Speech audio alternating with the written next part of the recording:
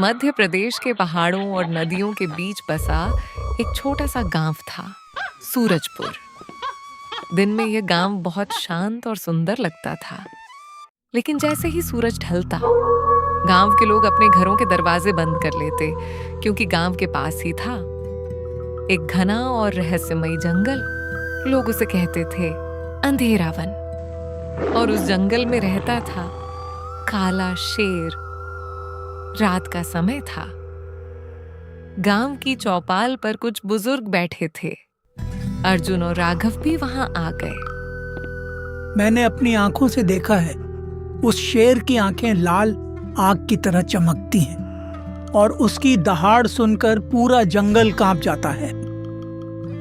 उस काले शेर के डर से गांव के किसान अपने जानवरों को खेतों पर नहीं ले जा पा रहे हैं। ये सब सुनकर मुझे अच्छा नहीं लग रहा। पिछले साल रामू लकड़हारा भी तो जंगल में गया था, वो आज तक वापस नहीं आया।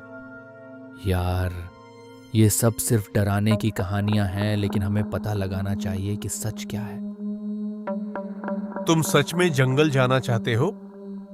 हाँ, सच में। घर पहुंचने के बाद मीरा ने अर्जुन से पूछा, भैया, आपने फिर जंगल जाने की बात की?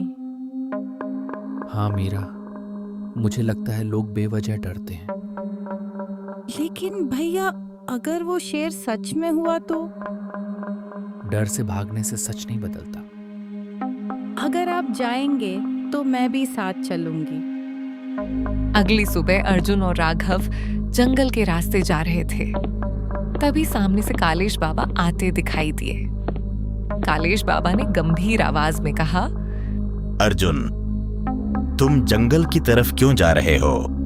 उस जंगल में मत जाना। बस ऐसे ही देखने। क्यों? क्योंकि वहां सिर्फ जानवर नहीं रहते, वहां एक शापित आत्मा रहती है। बहुत साल पहले एक राजा यहां शिकार करने आया था। उसने गलती से एक साधु के पाले हुए शेर को मार दिया। उस साधु ने गुस्से में राजा को शाप दे दिया कि वह हमेशा शेर बनकर जंगल में भटकेगा। लेकिन बाबा, ये तो सिर्फ कहानी लगती है। कालेश बाबा की आवाज भारी हो गई। कहानी नहीं, सच है।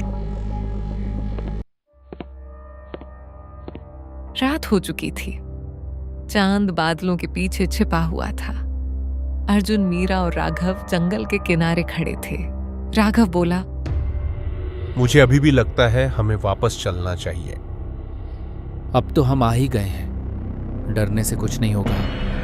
तीनों धीरे धीरे जंगल के अंदर जाने लगे। जंगल के अंदर अजीब खामोशी थी। सिर्फ पत्तों की सरसराहट सुनाई दे रही थी। अचानक दूर से एक भयानक दहाड़ गूंजी। राघव डर के मारे कांप गया। ये शेर है, बचाओ। डरो मत, हम साथ हैं। ये आवाज बहुत पास से आई है। अचानक झाड़ियों में हलचल हुई। अंधेरे में दो लाल चमकती आंखें दिखाई दी। धीरे धीरे एक विशाल शेर बाहर आया। भागो भागो!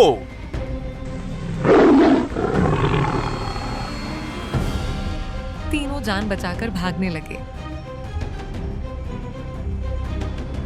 भागते भागते वे एक पुराने मंदिर तक पहुंचे। वहां एक साधु बैठे थे। वह थे बाबा हरिदास। बाबा ने आंखें खोली और कहा, तुम लोगों ने उसे देख लिया।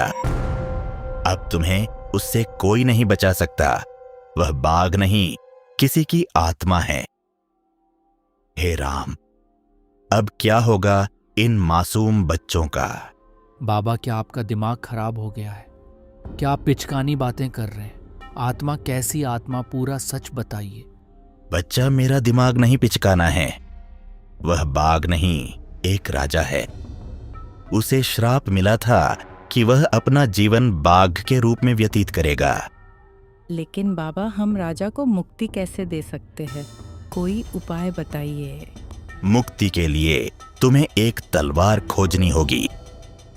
वह सिर्फ तुम्हें जंगल के अंदर 200 साल पुराना किला है, उसके अंदर मिलेगी तुम्हें वह तलवार।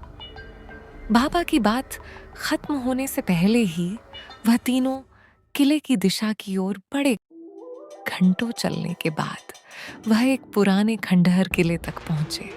किला बहुत डरावना था। किले के दाएं और उन्हें एक तलवार दिखाई दी। अर्जुन ने तलवार को उठाया। चलो, हमें जिस तलवार की तलाश थी वह यही है। अब हम गांव के ऊपर से बाघ का साया हमेशा के लिए मिटा सकते हैं। वह तीनों जैसे ही किले से बाहर निकले, उनके सामने बाघ खड़ा आ पहुंचा।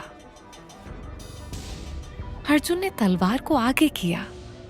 तलवार से रोशनी इतनी तीव्र थी कि एक पल के लिए आंखें बंद हो गई।